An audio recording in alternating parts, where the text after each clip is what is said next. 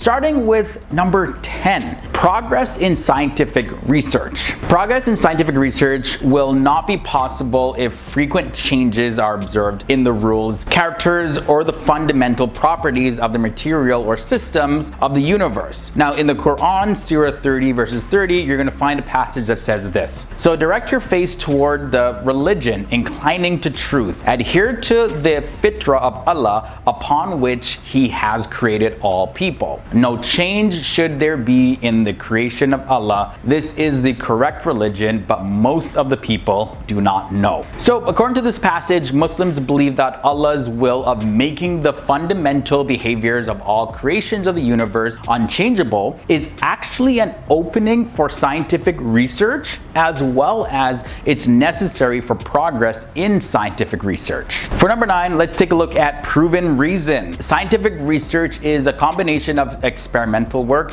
as well as intellectual work. And over in the Quran, Surah 17 verses 36, it says, "And do not pursue that of which you have no knowledge. Indeed, the hearing, the sight, and the heart, about all those one will be questioned." So one of the main sources of errors in justification of research is due to the replacement of knowledge by conjecture. And then in the Quran, Surah 53 verses 28, it says this: "And they have thereof no knowledge, they follow not except assumption, and indeed assumption avails not against the truth at all." So according to the Quran, Muslims believe that no research is accepted without any proven reason. For number 8, let's look at the weight of the clouds. This was a pretty cool one. The Quran states that clouds are not light at all, but contrary to a popular belief once upon a time, clouds are actually very heavy. The Quran says, "And it is He who sends the winds as good tidings before His mercy, until when they have carried heavy rain clouds, we drive them to a dead land, and we send down rain therein, and bring forth thereby some of all the fruits. Thus will we bring forth the dead. Perhaps you may be reminded." That's taken from Surah 7 verses 57. So according to recent research, the weight of clouds have been actually calculated. For example, a cumulonimbus cloud, this is known as a thunder cloud. This type of cloud can contain up to 300,000 tons of water. Next up, for number 7, we're going to be looking at the reduction of the Earth's surface. In the Quran, Surah 13 verses 41, it says the following: "Have they not seen that we set upon the land, reducing it from its borders? And Allah decides, there is no adjuster of His decisions, and He is swift in account." Also, if you take a look at Surah 21 verses 44, it says this: "Then do they not see that we set upon the land, reducing it from its borders? So it is they who will overcome." So Muslims look at these two verses and believe that they mention that the surface of the earth has been reduced and diminished from its outlying borders. And this is also confirmed by science. They've indicated and approved that there is a constant loss of matter around the earth, although it's very little though. Also, scientists of the Goddard Space Science Institute of Manhattan discovered that the level of water had been increasing as a result of the melting of ice sheets at the poles of the earth.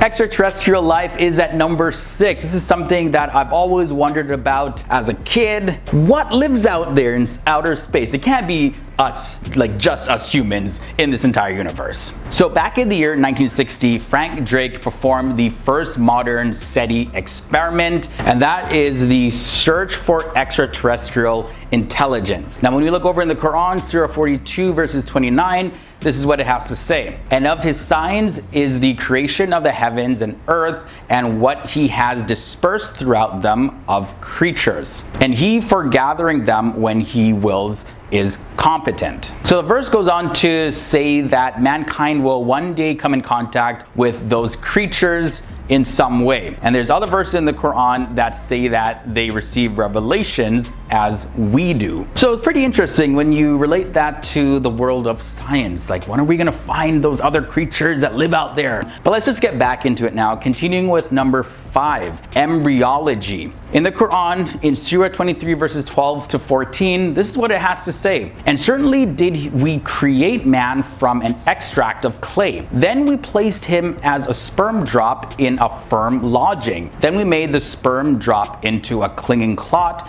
and we made the clot into a lump of flesh, and we made from the lump bones, and we covered the bones with flesh. Then we developed him into another creation. So blessed is Allah, the best of creators.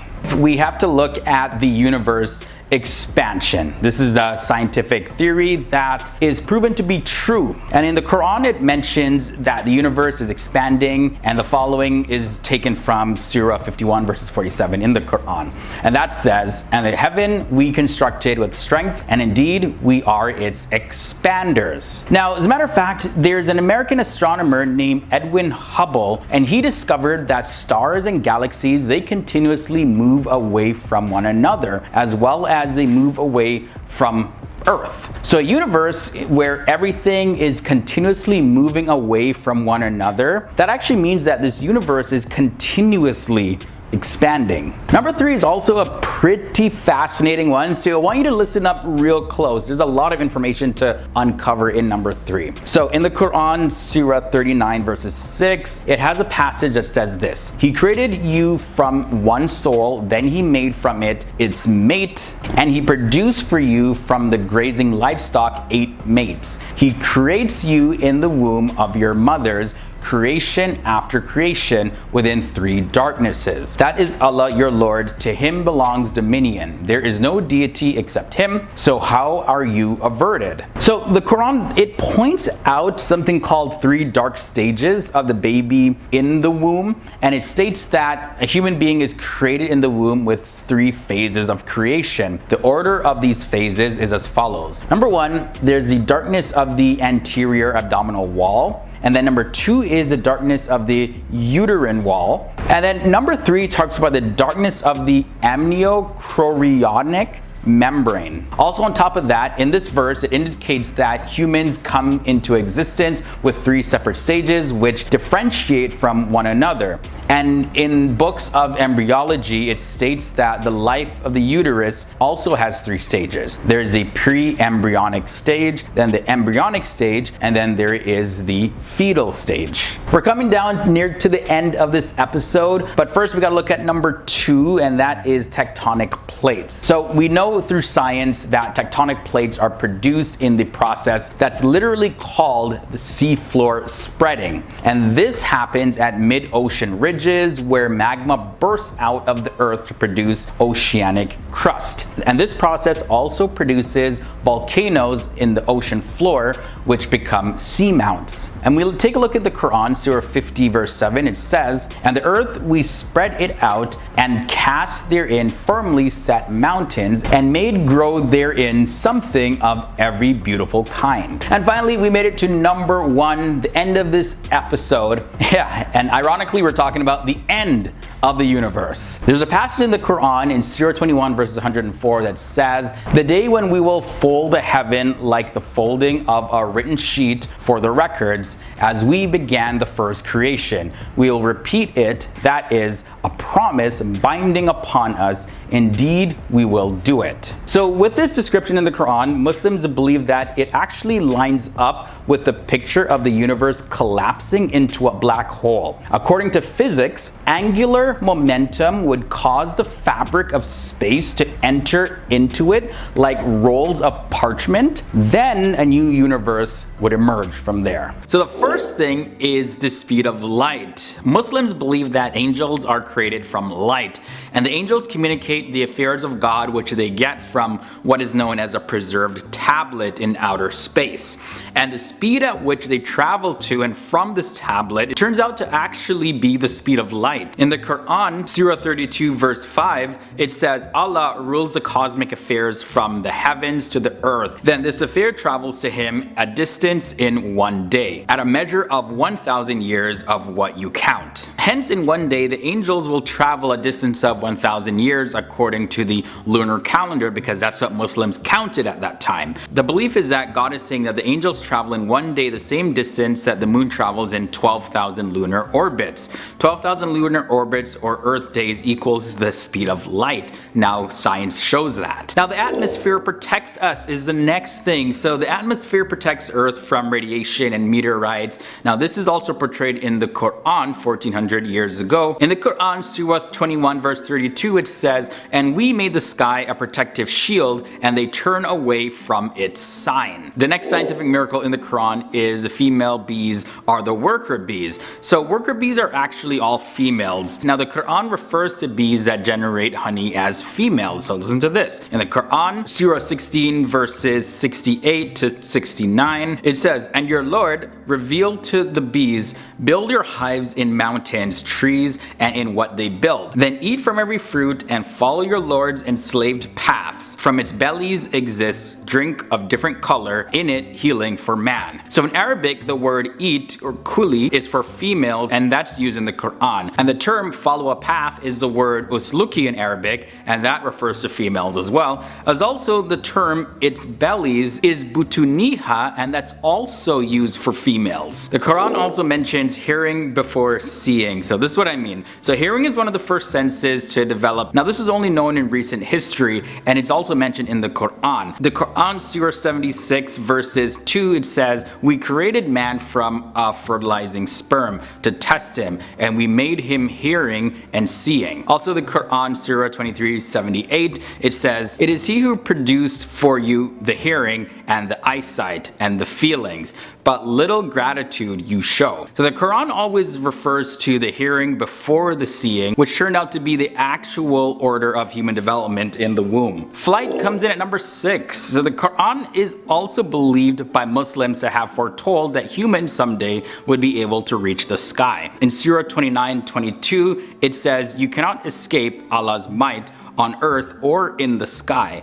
and you have no protector and no savior besides Allah." Also in Surah 84:19, it says, "You will ride one layer from another layer." The word tabak in Arabic means layer in English, and from this came certain myths about flying carpets, but now the flying aircrafts that go up layer upon layer are what we know today. Also, sound waves. According to the University of Washington, the original sound waves were not temperature variations, but they were actual real sound waves spreading around the universe. Now in the Quran, Surah 41 verse 11 indicates this, and it says, "Then he directed himself to the heaven when it was smoke, and then said to it and to the earth, 'Come willingly or by force.' They said, 'We do come willingly.'" So the heaven replying back implies that the heaven had a voice, which would mean it emitted a sound wave. Another miracle Muslims point to is high altitudes affect your breathing.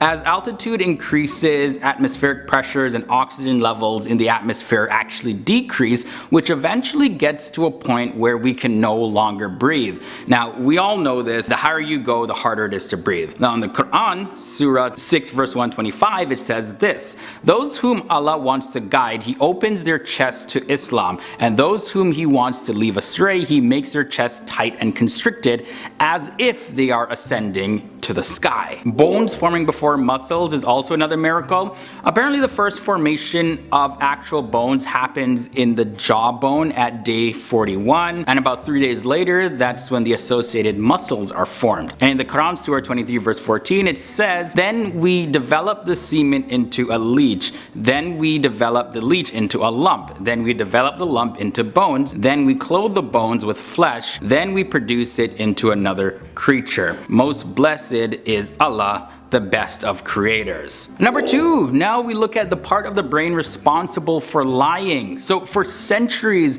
everybody thought that the frontal part of the human brain was responsible for sight, because of course it's at the front of your head. But we know now that the part responsible for vision is actually at the back of the brain. So if you fall back and hit the back of your head, it could affect your sight or make your eyes go cross-eyed. But now science shows us that the frontal part of our brain, or the prefrontal cortex, is responsible for forming intelligent thoughts like creating lies. And Muslims quote the Quran, Surah 96 verse 16, that says, "A lying, sinful forehead," which indicates that lying is happening in the front of your head. Now number 1, we have planets, stars, and all of the celestial bodies are actually moving. For centuries it was believed that the earth was fixed and the sun and the moon and other planets and the stars and all that revolved around the earth. But an interesting passage from the Quran that the Muslims point to is Surah 39 verses 5, and it says, "Allah created the heavens and the earth in truth. He overlaps the night over the day and overlaps the day over the night,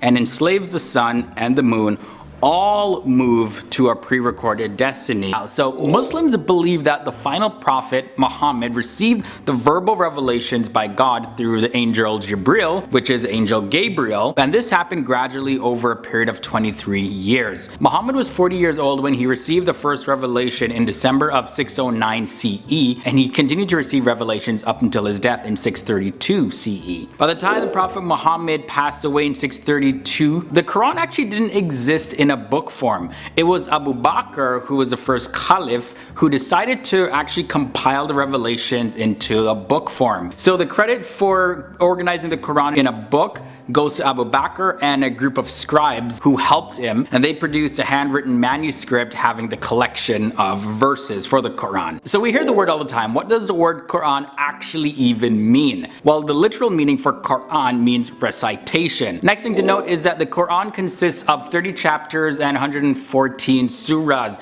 The chapters are not arranged in the order that they were recited by Muhammad. They were, however, rearranged by the Prophet Muhammad and placed in a special order, although nobody knows why he placed them in that order anyways. But in general, the longer revelations can be found near the beginning of the Quran, and the shorter ones are towards the end. Now, not every book that says it's the Quran is the Quran. Muslims consider the original Arabic words in which the Quran was recorded to actually be the authentic Quran, and other translations in different languages are considered incomplete and not authentic. So if you want to actually read the Quran, you got to learn some Arabic and go read it yourself. Now, another interesting fact is that if all the Qurans in the world today were destroyed, the original Arabic would still remain. This is because there are millions of Muslims called Hafiz or guardians or memorizers depending on the context, and they have memorized the Quran literally letter for letter, word for word. Also, chapters from the Quran are recited in each of the 5 formal prayers that happen daily, just so that Muslims can keep it fresh in their mind. The most expensive Quran actually sold for $2.3 million. This was back in the year 2007. Now, it doesn't make it the most valuable holy book because there was a Bible that was sold for $5.5 million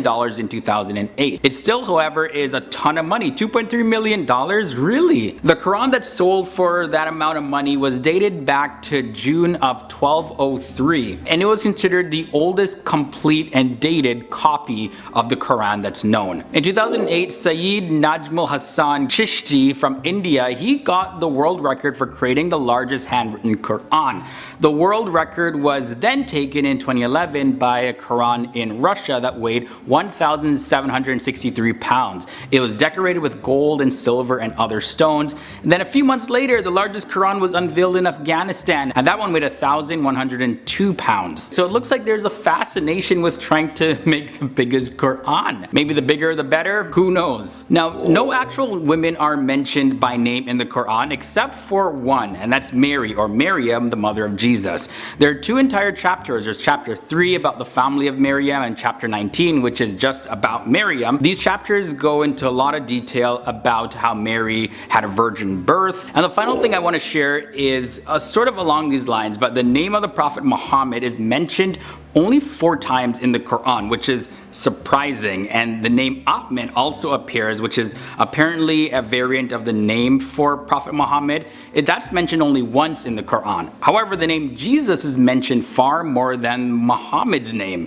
Jesus by name can be found in the Quran in 25 different places. On top of that, Jesus is referenced more than any other person in the Quran, but not all the mentions were by name. Instead, some of the references say the Messiah or the Son of Mary, things like that. The Quran even mentions how Jesus went to heaven and will return again, which is a very Christian belief. I found this one very, very, very fascinating. Number 10, we have the frontal lobe. There is a story of an oppressive leader, Abu Jahl, in the Quran. To warn him, Allah said, "No, indeed, if he does not stop, we will seize him by the forehead, his lying, sinful forehead." Now the question is, why forehead? Well, modern research shows that the prefrontal area of the human brain deals with planning, aggression, and motivation. It is a part of the human brain that deals with lying. Muslims believe that mentioning the forehead here is intentional in the Quran. From there, we look at number 9, waves in the ocean. The central religious text of Islam says this about the ocean, that it is covered by waves, above which are waves, above which are clouds. So this means that oceans do not just have waves above them. Well, oceanographers, while studying water bodies, have discovered that the belief that waves only occur on the surface of the ocean is just completely wrong. The waves are also present internally underneath the surface of the water. These internal waves are created when the lower part of the oceanic body faces an obstacle. So the barrier causes disturbance and leads to oscillations. The scientific fact coming in at number 8 is pain receptors. For a long time, it was thought that the sense of feeling and pain is because of the brain. But later, scientific study discovered that our skin contains pain receptors that are responsible for the feeling of touch and pain. Now, if we look over at what the Quran has said about this a long time ago, we find a passage that says, "Those who reject our revelations will be cast into the hellfire. We will replace their skins with new ones once their skin have been burnt away so that they can continue to feel pain." Coming in at number 7, we have the cloud formation. The Quran clearly described the formation of the clouds.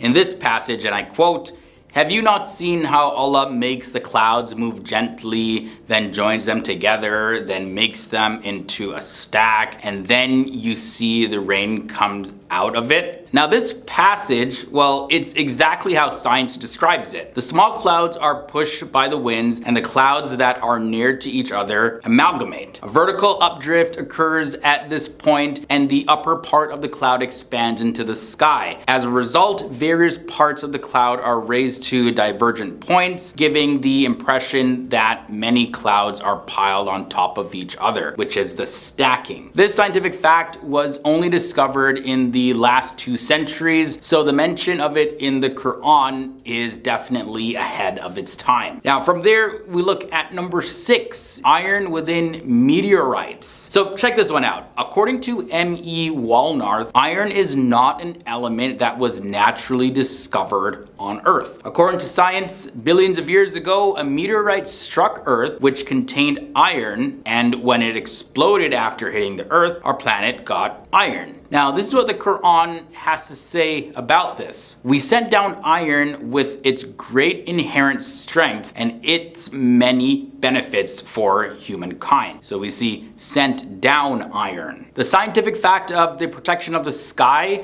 comes in at number 5. The sky shields the Earth from sun's lethal rays. We all know this. Now, the sun's radiation would have killed off all life on Earth if the sky did not exist. It also acts as a blanket wrapped around the Earth, keeping it warm from the cold of outer space. If this temperature reached Earth, the planet would instantly freeze over. And yes, the sky also protects life on Earth by warming the surface and retaining heat, and the Quran had this to say: "We created a protective ceiling in the sky. Despite this, they ignore our signs." That's specifically taken from Surah 21 verses 32. The scientific fact at number 4 has to deal with embryology. Now, this is what the Quran has to say about this, and I quote, "We created man out of clay extract. Then we made him a firmly fixed drop in a place of settlement. Then we transformed the drop into an alaka, or blood clot, and the alaka into a mudga." That's found in Surah 23 verses 12 to 14. Now, the word alaka can be described as a leech, a blood clot, or something that is suspended in the air. According to science, a fetus gets its nutrition and oxygen from the mother. In this case, a fetus is just like a leech that sucks blood. In the early stages, the fetus stops movement and becomes stationary, just like a blood clot. And lastly, in the womb, the baby hangs by the placenta from the wall of the uterus. So we have various different applications of that word alaka that are applied to the various different stages in embryology. Next up, we have oceans that do not mix at number 3. Meeting of two oceans is termed conflux. Now, when two seas meet, they retain their individual properties like temperature, color, and density. Now, at a conflux, you can see two different oceans running side by side. This is a recent discovery of science. On the other hand, the Quran stated years ago this passage: He released the two seas meeting side by side. Between them is a barrier so neither of them transgress. Number 2 leads us to something known as the Big Crunch theory. Now, the concept is based on Einstein's general relativity theory, and it discusses how the Earth will eventually be destroyed. It's a speculative scenario that describes the fate of the universe and explains how the expansion will eventually reverse and the universe will collapse. So yeah, not just the destruction of planet Earth, but the destruction of the entire universe. Now, this is what the Quran has to say about this. Remember the day when we roll up the heavens like a scribe rolls up the written scrolls. Now, the description provided in Islamic scripture is similar to the scenario proposed by several physicists worldwide. And for number 1, the theory here is the Big Bang theory. The Big Bang theory describes the origin of the universe. Until about 100 years ago or so, it was believed that the universe had always existed, by most people anyways. But Albert Einstein challenged this belief during his field equation study and presented a theory that the universe is actually an expanding force that is growing like a balloon. Now, later, a mathematician and Belgian priest proposed that the expansion must have started from a dense initial point. Well, the Quran says this: Do the unbelievers not see that the heavens and the earth were once a closed up mass, ratkan, which were opened up? And that's found in Surah 21 verses 31. Now, the text's use of the word ratkan alludes to darkness and a closed up mass. This is how the universe must have appeared before the Big Bang.